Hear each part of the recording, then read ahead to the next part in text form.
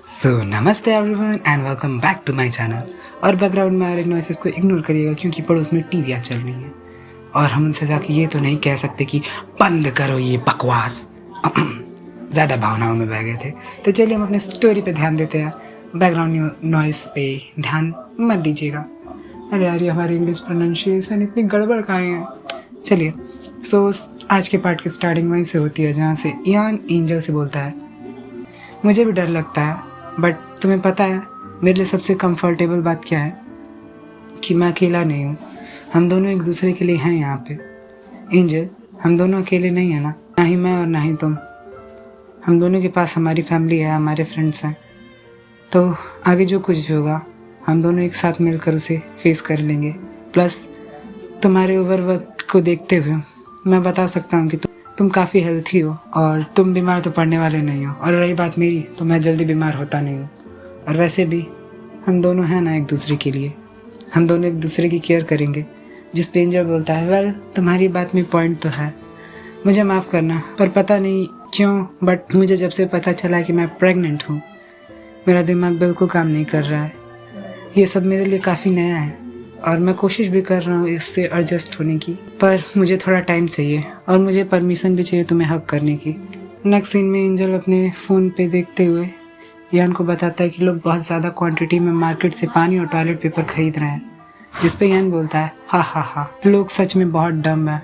और scene shift होता है कुछ दिनों बाद, जहाँ एंजल बताता है अगले दिन से लोग वॉक पे बाहर बहुत कम निकलते थे और अभी भी लोग शॉप से टॉयलेट पेपर और वाटर खरीद रहे हैं। मुझे पता नहीं कि वो लोग इतने सारे टॉयलेट पेपर का आखिर करेंगे क्या।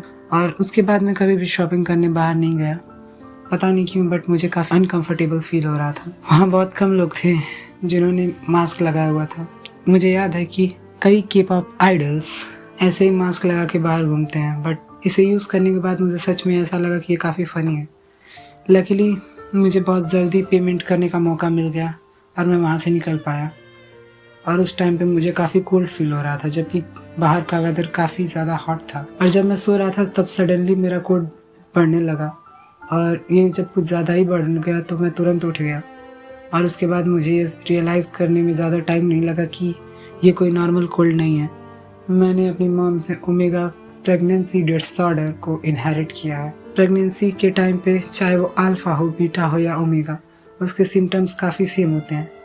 बट ओमेगा में ऐसे कुछ रेयर ओमेगा होते हैं जिनके पास ऐसे सिम्टम्स होते हैं, पर ये सारे बुरे नहीं होते।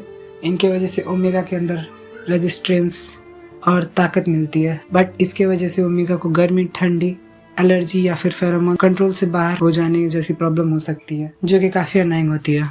जब मेरी मम के घर वालों को इस बारे में पता चला तो उन्होंने उन्हें घर से निकाल दिया था।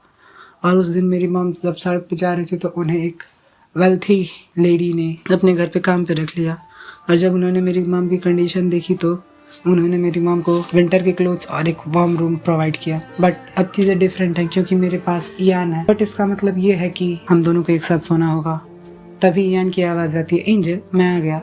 और एंजल सोचता है, तुम दो पैरों वाले कॉटन कैंडी, इसमें 50% तुम्हारी गलती है। नेक्स्ट सीन में एंजल ये सारी बातें इयान को बता दी होती हैं और इयान बोलता है, इसका मतलब है कि हमें साथ सोना होगा। जिस पे एंजल बोलता है, हाँ, क्योंकि जब मैं सो रहा था तो मुझे काफ़ी कोल्ड फील हो रहा था और मैं इस तरह से काफ़ी अनकंफर्टेबल हूँ। ऐसा लगता है कि ये मैंने अपनी मॉम से इनहेरिट किया है और ये सिर्फ रात में ही होता है। और इयान पूछता है, लेकिन इससे तुम्हें कोई पेन वगैरह तो नहीं हो रहा है ना? जिस पे एंजल बोलता है, नहीं, इससे कोई भी पेन नहीं होता। नेक्स्ट सीन में हमें उनके बेडरूम का सीन दिखाया जाता है और एंजल सोच रहा होता है, नर्वस मत हो, ये सिर्फ एक बेड है। अगर मैं अनकंफर्टेबल दिखूंगा तो इससे इयान भी अनकंफर्टेबल हो जाएगा, तो मुझे नेचुरल एक्ट करना होगा।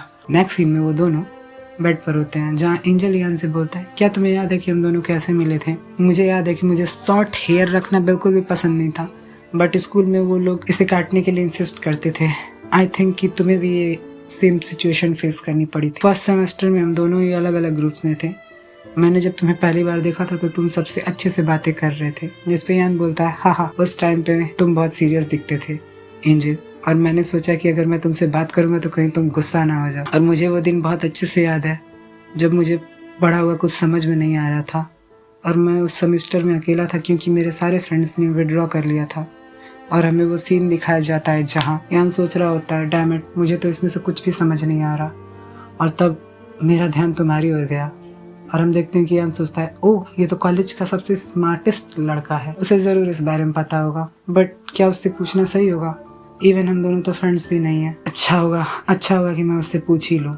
थोड़ा सा एम्बैरेस होना एग्जाम में फेल होने से ज़्यादा अच्छा है। और वो एंजल से बोलता है, एक्सक्यूज़ मी, क्या आप मुझे इस क्वेश्चन का सॉल्यूशन बता सकते हैं? एक्चुअली ये मुझे समझ में नहीं आ रहा है और आई एम सॉरी अगर मैंने आपको बॉदर किया हो तो, बट मुझे सच में काफ़ी समझ में नहीं आ रहा है और मुझे ये भी नहीं पता कि मैं इससे किससे पूछूं। जिस पे एंजल बोलता है, डोंट वरी, मैं आपको ये एक्सप्लेन कर सकता हूँ। और अब सीन प्रेजेंट में शिफ्ट होता है जहाँ एंजल ईयान को देखते हुए सोच रहा होता है, अगर ये सिचुएशन मुझे फेस करनी थी आखिर में आके, तो मैं बहुत ज़्यादा खुश हूँ कि ये तुम थे। और ईयान सोच रहा होता है, मैं बहुत लंबे टाइम से सोच रहा था कि मैं तुम्हारी स्माइल देखना मुझे इतना क्यों पसंद है। एंजल, मुझे अभी तक रियलाइज़ नहीं हुआ था कि कब तुम मेरे लिए इतने इम्पोर्टेंट हो गए कि अब मैं तुम्हारे साइड रह के बस तुम्हारी स्माइल देखना चाहता हूँ। जब भी तुम सैड हो तो मैं तुम्हारा सपोर्ट बनना चाहता हूँ। शायद यही प्यार है एंजल, मैं तुम्हारे प्यार में पड़ चुका हूँ। I love you. और एंजल ईयान को देखते हुए बोल रहा है, कॉलेज की बातों से मुझे याद आया, कॉलेज में तुम्हारा हेयर कट काफ़ी अच्छा था। और ईयान सोच रहा होता है, अब बस मुझे ये सोचना है कि कैसे तुम्हें अपने प्यार में गिराऊं। नेक्स्ट सीन शिफ्ट होता है मॉर्निंग पे, जहाँ एंजल सोच रहा होता है प्रेगनेंसी के साथ भी सभी चीज़ें ठीक जा रही हैं, अभी तक तो किसी भी तरह की कॉम्प्लिकेशंस नहीं हुई हैं और नेक्स्ट मंथ ही मेरा चेकअप है। और थोड़ा सा शाई होते हुए सोचता है, और ईयान के साथ सोना भी उतना अनकंफर्टेबल नहीं है। और मैंने ये नोटिस किया है कि आजकल ईयान मेरे साथ कुछ ज़्यादा ही नर्वस दिखाई दे रहा है।